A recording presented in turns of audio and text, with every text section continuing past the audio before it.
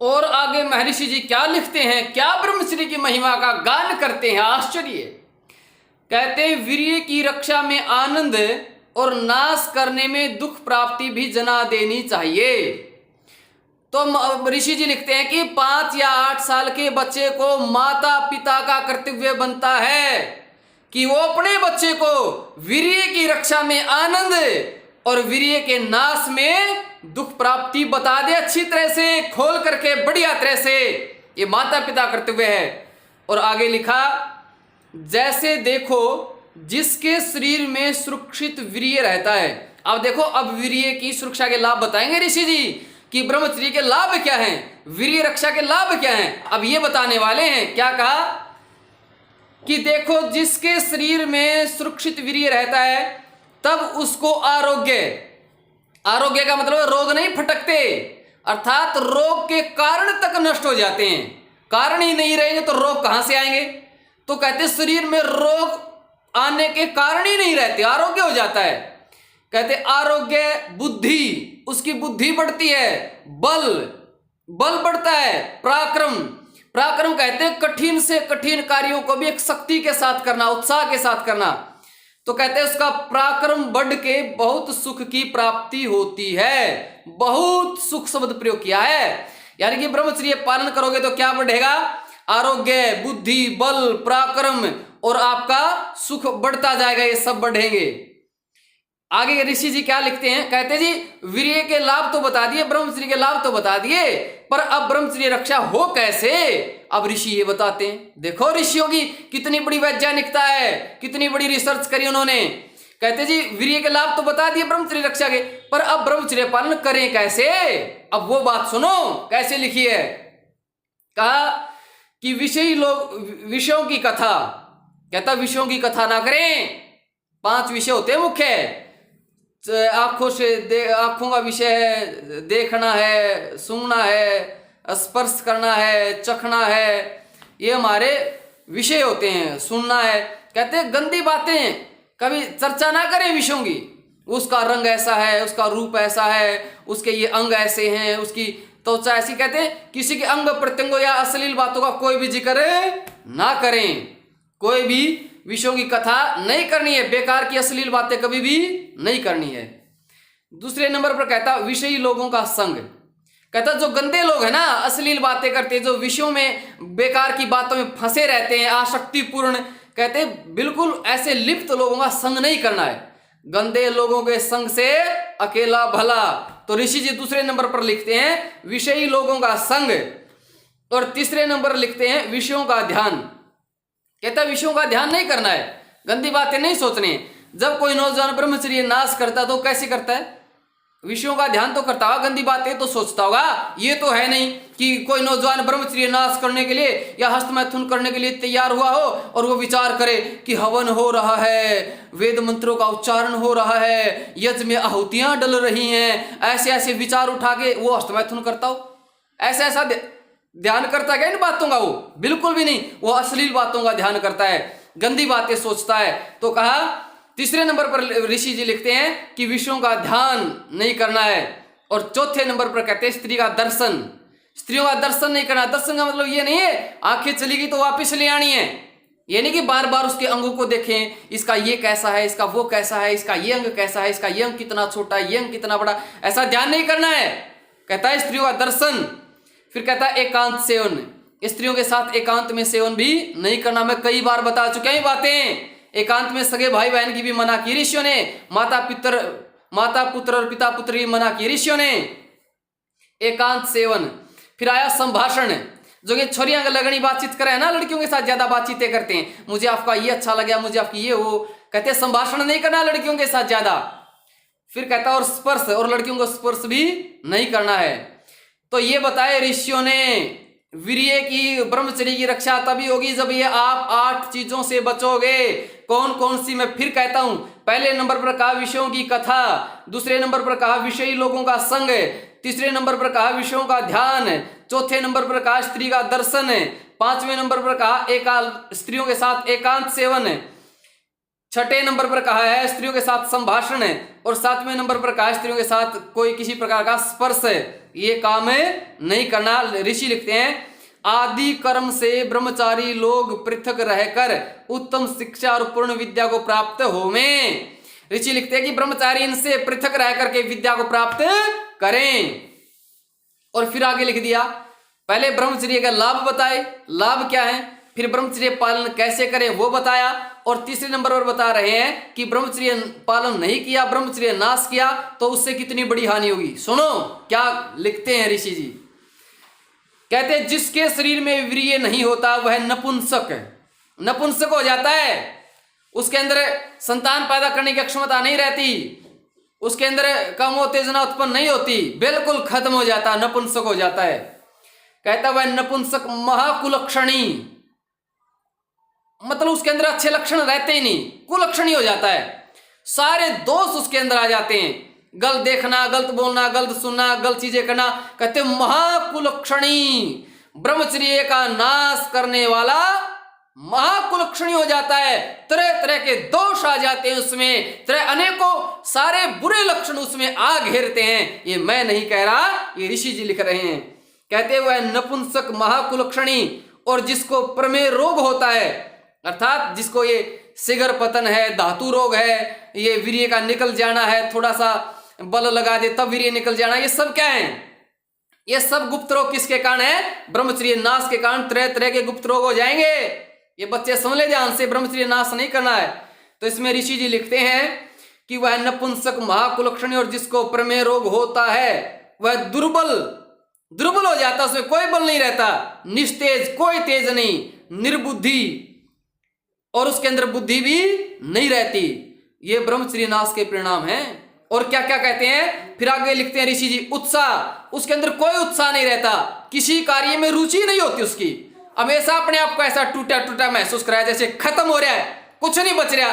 कई नौजवान दिखेंगे ना, जब खत्म से रहेंगे, जैसे इनमें कुछ बचे नहीं रहा। तो इसलिए यहां पर लिखा है कि उसमें उत्साह खत्म हो जाता, साहस, किसी कार्य को करने की उसके अंदर हिम्मत नहीं रहती। साहस कहते हैं, चाहे रुचि हो चाहे ना हो, फिर भी आदमी कर लेता है, उसे कहते हैं साहस। उसमें ब्रह्मचर्य नाश करने वाले में साहस नहीं रहता। फिर कहते हैं धैर्य भी नहीं होता, थोड़ी सी असफलता मिली तभी तिल मिला जाता है, बिल्कुल हिम्मत हार जाता है, उम्मीदें छोड़ देता है। कहते हैं इसमें ना धैर्य ना बल, कोई बल नहीं होता, ना आत्मा का बल, ना इंद्रियों का बल, ना सामाजिक बल, ना अंतःकरण का बल, ना कोई भी बल नहीं रहता, उसके बल भी नष्ट हो जाता है, और पराक्रम आदि गुणों से रहित होकर नष्ट हो जाता है। ऐसा व्यक्ति, ना उसके अंदर किसी कार्य करने की शक्ति रहती है, कुछ नहीं रहता, पराक्रम आदि गुणों से रहित होकर नष्ट हो जाता है। इतनी बड़ी बात लिख दी ऋषियों ने, इतनी बड़ी बात नहीं, मेरे शब्द नहीं है, ये ऋषियों के शब्द हैं। कहते हैं जो तुम लोग सुशिक्षा और विद्या के ग्रहण वीर्य की रक्षा करने में इस समय चूकोगे, तो ऋषि जी आगे लिखते हैं, कहते यदि तुम वीर्य की रक्षा करने में इस समय चूकोगे तो कहते हैं पुनः इस जन्म में तुमको यह अमूल्य समय प्राप्त नहीं हो सकेगा। कहता फिर यह अमूल्य समय प्राप्त नहीं होगा, ब्रह्मचर्य की जब शिक्षा मिल जाए तभी से ब्रह्मचर्य पालन शुरू कर देना चाहिए। तो इसलिए मैं आप सबसे निवेदन करता हूं, इस ब्रह्मचर्य की महिमा समझ जाओ। और ये बात ऋषि ने माता पिता के लिए लिखी है, खासकर माता के लिए, कि अपने बच्चे को 5 या 8 साल के बच्चे को ब्रह्मचर्य की शिक्षा दे। 5 या 8 साल तक बच्चे को जब घर में शिक्षा मिल जाती है तो आगे जाकर गुरुकुल में क्या व्यवहार होता है, कैसे उसका ब्रह्मचर्य सुरक्षित रहता है, ये अगली बात मैं गुरुकुल वाली बताऊंगा अगली वीडियो। तो मैं आप सबसे निवेदन करता हूं, वीडियो आज ये थोड़ी लंबी तो हो गई है, पर भाई जो गृहस्थी हैं हाथ जुड़वा लो, इन बच्चों ने बचा लो इन बच्चों ने। इनको ब्रह्मचर्य की शिक्षा ना देने के कारण बच्चे डिप्रेशन में आ गए हैं, आत्महत्याएं करते हैं, वो मर मर के जी रहे हैं। किसके कारण? माता पिता से घर से ब्रह्मचर्य की शिक्षा मिलती नहीं। अरे तुम ना दे सकते तो कोई बात नहीं, कम से कम ये वीडियो तो दिखा सको अपने बच्चों ने। अगर वीडियो दिखाते हुए भी शर्म आवे है, तो जिसकी ब्रह्मचर्य में रुचि है वही अपने बच्चों को ब्रह्मचर्य की बातें बताता है। और मैं जब सीधे शब्दों में कह दूं ना, फिर कहेंगे अग्निदेव सीधा बोला, मैं बोलना नहीं चाहता। ये माता पिता से खुद तो डटा नहीं जाता, खुद तो रुका नहीं जाता, ये बच्चा ने देंगे ब्रह्मचर्य की शिक्षा। मैं सीधे शब्द बोलना नहीं चाहता, बस मैं अपनी वाणी न रोकना चाहता हूं। गांव तो बतेरे कर रखे, तुमने खाम खाई विवाह करा के बैठ गए, तुम्हें पता है नहीं क्या गृहस्थ के नियम होते हैं। वो को लड़का जवान हो गया, लड़की जवान होगी, कर दो विवाह, कोई मतलब है? कंडीशनें लगा रखी है ऋषियों ने किसका विवाह होना चाहिए। तो जी मैं तो ये निवेदन करता हूं आपसे, थोड़ी सी वाणी में आपको कठोरता जरूर लगी होगी, लेकिन सत्य है। तो फिर भी आपने वीडियो यहाँ तक देखी है तो आप योग्य तो हैं ही, ऐसी तो बात नहीं है कि आप योग्य नहीं हैं, आपके अंदर संस्कार तो हैं, वरना 1-2 मिनट की वीडियो देखते हैं लोग। तो मैं तो आप सबसे निवेदन करता हूँ भाई ब्रह्मचर्य का ज़्यादा से ज़्यादा प्रचार करो, ज़्यादा से ज़्यादा ब्रह्मचर्य के बारे में बताओ। वीडियो नहीं दिखाते तो खुद वीडियो सुन के बताओ, वीडियो न ज़्यादा से ज़्यादा फैलाओ, जैसा भी आपको अच्छा लगे, लेकिन ब्रह्मचर्य बढ़ाओ, यही इच्छा है। धन्यवाद, नमस्ते जी। ओम नमस्ते जी। आज का हमारा विषय बहुत ही विशेष है और आज की जो वीडियो होगी इसमें मेरा कुछ नहीं होगा, मैं ऋषियों की बातें ज्यों की त्यों आपके सामने रखूंगा और आपको आश्चर्य होगा कि ऋषि कितने बड़े रिसर्चर हैं। अरे ये ऋषियों की वो भूमि जिनके ऋषियों के प्रत्येक ग्रंथ में ब्रह्मचर्य का जिक्र हो, हर जगह ब्रह्मचर्य की महिमा बताई जाए, उस देश के नौजवान आज ब्रह्मचर्य नाश के कारण दुखी क्यों हैं? क्योंकि वो ऋषियों के इन बातों को नहीं जानते। आपको ये बात जानकर बड़ा आश्चर्य होगा कि ऋषियों की ये बातें यदि हर गृहस्थी को पता चल जाए, हर माता पिता को पता चल जाए, तो वो अपनी संतान को कभी भी ब्रह्मचर्य नाश ना करने दे। आज युवाओं के ब्रह्मचर्य नाश का यही एक कारण है कि उन्हें ब्रह्मचर्य की शिक्षा ही नहीं मिल पाती। किस आयु में और ब्रह्मचर्य क्या शिक्षा देने की बात कही है ऋषि मुनियों ने, आइए उस पर विचार करते हैं। और मैं ऋषि ग्रंथ उठा लेता हूं, इसमें से आपको बताता हूं। एक बात कहते हैं हमारे महर्षि मनु जी, कहते हैं कन्या नाम संप्रदानम च कुमारा नाम च रक्षणम।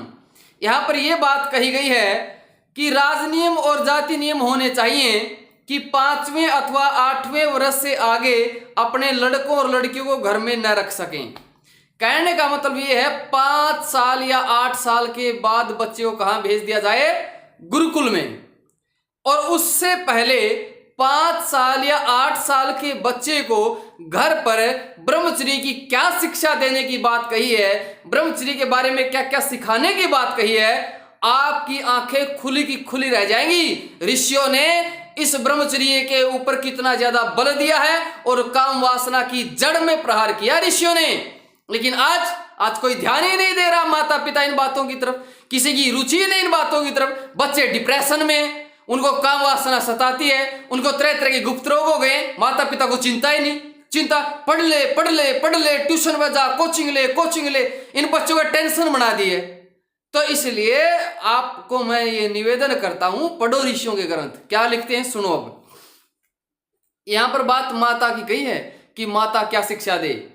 कहते हैं जो माता की शिक्षा की बात आई, वो कहते हैं कि बालकों को माता सदा उत्तम शिक्षा करे। कैसी शिक्षा करे? उत्तम शिक्षा। क्या हो? कौन सी शिक्षा? कहते हैं जिससे संतान सभ्य हो, उसकी संतान सभ्य बने और किसी अंग से कुचेष्टा न करने पावे। सीधी सीधी लिख दिए ऋषियों ने कि मां बच्चे को वो शिक्षा दे कि उसकी संतान कभी भी अपने अंगों से कुचेष्टा ना करने पाए। समझ गए ना? कुचेष्टा, आज अंगों से कुचेष्टा का ही परिणाम नौजवान भुगत रहे हैं। और कैसे ना करने पाए इसके बारे में आगे क्या लिखते हैं? कहते हैं कि उपस्थेंद्रिय से स्पर्श, उपस्थेंद्रिय मतलब जो हमारे मल मूत्र त्यागने के स्थान हैं, उपस्थेंद्रिय से स्पर्श और मर्दन से वीर्य क्षीणता, यानी कि उपस्थेंद्रिय से स्पर्श करेंगे और हमारी जो मलमूत्र त्यागने वाली इंद्रिय उसको रगड़ेंगे, उसका मर्दन करेंगे, तो उससे क्या होगा? वीर्य की क्षीणता होगी, वीर्य का नाश होगा और होगा नपुंसकता होती है और हस्त में दुर्गंध भी होता है। इससे उसका स्पर्श न करें। यानी कि मां अपने बच्चे को ये बात सिखा दे कि आपने अपनी उपस्थेंद्रिय के साथ छेड़छाड़ की, उसका स्पर्श किया, उसका मर्दन किया, तो क्या होगा? आपका वीर्य क्षीण होगा, नपुंसकता हो जाएगी और आपके हाथों में भी दुर्गंध हो जाएगी। ऐसी मां शिक्षा करे और ये कहे कि आप अपनी इंद्रियों का स्पर्श या उससे मर्दन कभी भी ना करना।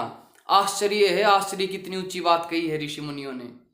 मैं इसका अगला भाग, और यानी कि माँ बच्चे को ये शिक्षा दे ब्रह्मचर्य की, खोल कर दे, अच्छे से बताए। ऋषि जी ने आप पूरी खोली नहीं है, ये मोटे रूप में बताई है, और अगली क्या बताई है उसके बारे में मैं बताई।